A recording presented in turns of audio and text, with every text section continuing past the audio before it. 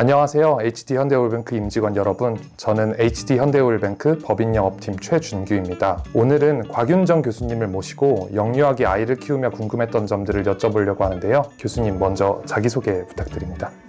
안녕하세요. HD현대오일뱅크 임직원 여러분, 그리고 현대오일장 구독자 여러분, 반갑습니다. 저는 세종사이버대학교 상담심리학과 교수 곽윤정입니다. 저는 영유아기, 아동기, 청소년기 자녀들의 심리적, 뇌발달적인 특징에 대해서 연구하고 이를 바탕으로 해서 자녀 양육법에 대한 안내를 드리고 있는 책을 쓰고 있습니다.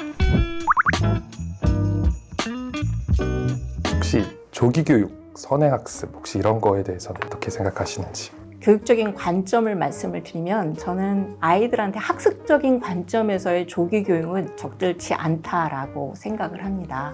사람의 발달적인 관점에서 볼 때 특히 인지 발달 중에 지능 발달에 대해서 관심이 많으실 거예요. 일명 IQ라고 이야기를 하는데요. 지능의 지수의 발달의 측면에서 볼 때 유전대 환경의 영향은 어느 정도나 되느냐, 선천적인 것과 환경적인 것 무엇이 더 중요하냐라고 질문들을 많이 주시죠. 지능에 있어서 환경대, 유전의 영향을 보면은 유전이 70, 환경이 30 정도의 비율의 영향이 있다라고 합니다. 하지만 선천적인 것이 아무리 중요하다라고 해도 환경적인 30이 주어지지 않으면 그 아이가 가지고 있는 70의 능력도 발휘되기가 어려워요. 환경이라고 하는 것은 아이의 발달에 있어서 정말 중요합니다. 그렇지만 발달에 있어서 환경이 중요하다라고 해서 이 아이의 수준에 적절치 않은 학습적인 것을 과하게 제공이 되면 결정적 발달의 시기에 있다라고 하더라도 아이한테는 과잉 학습 장애라고 하는 것이 나타날 수 있어요. 어린 시기에 너무 조기 교육에 노출된 아이들은 학습에 집중해야 할 시점에 공부로부터 멀어지고 공부가 재미가 없다고 느끼게 돼요. 그래서 그 시기에는 사실 저는 놀이를 중심으로 해서 영유아기에는 재미,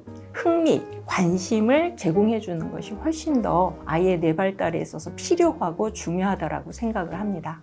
환경 이야기가 나와서 그런데 요즘 같은 경우에는 아무래도 아이들이 일찍부터 미디어 콘텐츠에 노출되기가 쉽고 외식을 한다든지 그럴 때 아무래도 많이 이렇게 스마트폰, 태블릿을 통해서 콘텐츠들을 보여주고는 하는데요. 이런 미디어는 아이들한테 어떤 영향이 있을지, 미디어 콘텐츠가 좋은 양질의 콘텐츠라고 한다면 아이들한테는 도움이 될 수 있을지 의견 한번 부탁드리겠습니다.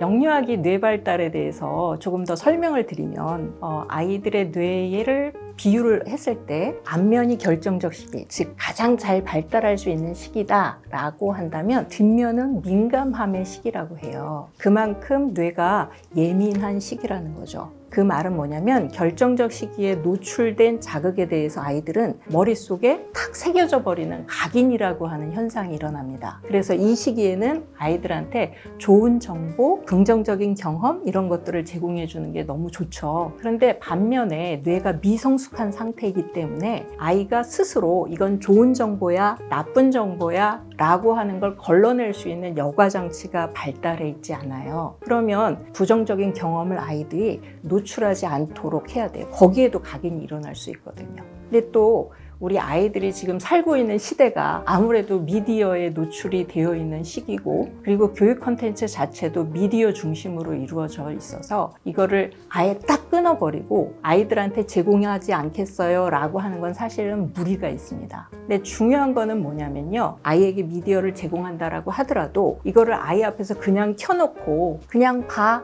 이렇게 되면 아이는 정보가 자기한테 어떤 작용을 일어나는지도 모르는 채 수동적으로 노출이 돼요.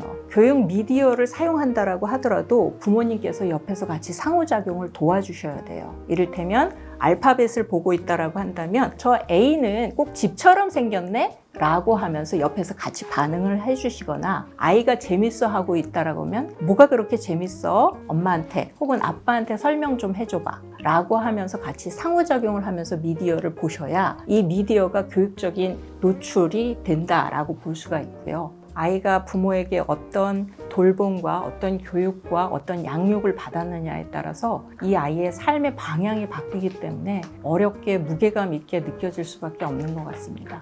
제가 사실은 남자아이, 여자아이 키우고 있는데요. 네네. 8살, 5살. 이제 남자아이, 여자아이는 성별에 따라 아무래도 좀 기질이 좀 다를 것 같은데 혹시 우리 엄마 아빠들이 알아야 되는 그런 성별에 따른 차이 그런 것들이 있다면 좀 알려주시면 좋겠습니다. 네.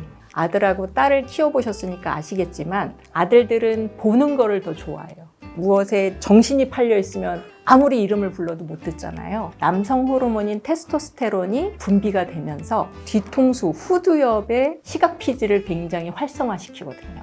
아들에게 무엇인가를 교육하고 싶다라고 하면 시각적인 단서를 사용하시는 게 훨씬 더 도움이 됩니다. 이를테면 아들의 눈을 똑바로 쳐다보시고 나지막한 목소리로 말씀하셔도 효과가 있을 거예요. 근데 보지 않은 채 소리만으로 한다 그러면 별 효과가 없죠. 그에 반면에 딸은 청각 피질이 굉장히 일찍 발달해요. 그래서 아들에 비해서 딸들이 언어 발달이 1년에서 1년 반 정도 더 빨리 발달합니다. 단 우리 딸들은 청각 피질이 잘 발달되어 있기 때문에 언어적인 표현에 있어서 감정의 뉘앙스를 잘 포함하셔야 돼요. 감정 없이 언어적인 반응을 보이는 건 내가 애정을 받고 있구나, 관심을 받고 있구나 라는 생각이 안 들게 하거든요. 그래서 청각 피질과 시각 피질을 따로 이제 잘 자극하는 교육을 해주시는 게 가장 대표적인 특징이라고 할 수 있고요. 아들하고 딸을 키우실 때는 이런 점을 좀 고려를 해주시면 좋지 않을까라는 생각이 듭니다. 양육 효능감을 느끼면서 아이들과 대화하고 뭐하고 하다 보면은 이제 정서적인 안정이나 높은 자존감, 긍정적인 아이 이렇게 키울 수 있는 확률이 더 올라간다라고 생각하면 될까요? 어린이 교육기관에 가면 어린이집이나 유치원에 가서 아이들 또 좌절을 나름대로 겪어요. 아이들 사이에서도 비교가 되고 뭐를 잘 못하거나 자기 나름대로 수치스러움도 겪겠죠. 그런 좌절을 겪으면서 아이가 조금 더 긍정적이게 그리고 아주 밝은 아이로 마음의 힘이 강한 아이로 키우는 가장 좋은 거는 자존감이죠. 그러면 자존감은 어떻게 만들어지느냐? 부모님의 칭찬과 격려로 만들어집니다. 그럼 제가 몇 가지 더 칭찬의 방법, 격려의 방법을 말씀을 드리면 일단은 첫 번째는 무조건적인 긍정적 표현이 중요합니다. 잘하는 거에 포커싱을 해갖고 충분하게 조건 없이 흠뻑 칭찬을 해주는 게 좋죠. 그다음에 두 번째는요. 아주 어린 아이들이라고 하더라도 잘했다라는 말보다 고맙다는 말을 더 좋아해요. 잘했다라는 말은 내가 잘했구나 라고 하는 거지만 고맙다는 내가 잘해서 이 사람한테 도움을 줬구나 라고 하는 생각이기 때문에 자신에 대해서 훨씬 더 긍정적으로 생각할 수밖에 없죠.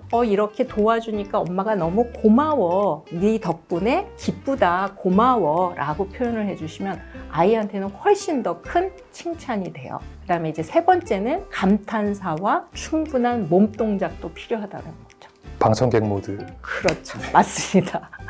칭찬이 칭찬답지 않은 경우가 많아요. 설거지 하시면서 잘했어, 그래, 들어가 봐. 이런 식의 칭찬은 사실 칭찬의 효과가 없죠. 그래서 칭찬하실 때는 박수도 쳐주시고 머리도 쓰다듬어 주시면서 스킨십도 충분히 하시면서 칭찬을 해주실 때 칭찬의 효과가 훨씬 더 클 겁니다. 아들, 딸, 아들 이렇게 키우다 보면 남자아이가 뭐 핑크색, 뭐 여자아이가 자동차 장난감 그런 것도 있을 것 같은데 그런 것들은 부모가 좀 개입이나 지도를 해줄 필요가 있을지 말씀해 주시면 좋겠습니다.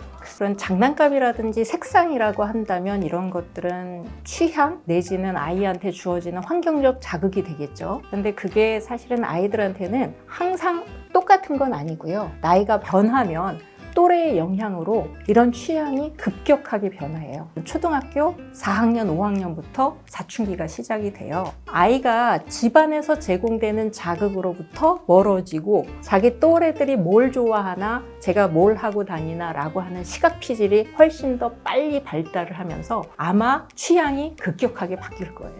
그런 걱정 안 하셔도 괜찮습니다. 네. 사실 엄마 아빠의 수면의 질 어떻게 보면 부모의 컨디션을 좌우하는 가장 중요한 요소인 것 같아요. 네. 아이들과 분리수면 언제가 적절할까요?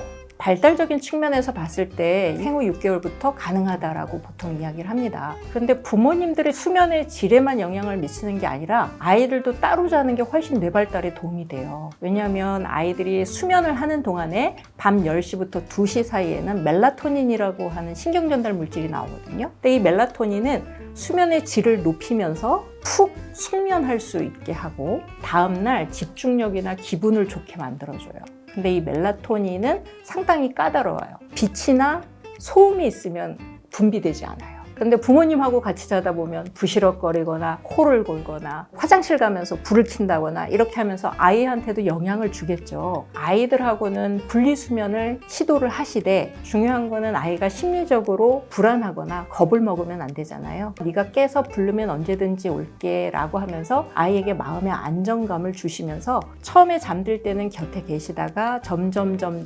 멀어지는 그런 방법을 선택을 하시면 아마 분리수면 성공하실 겁니다.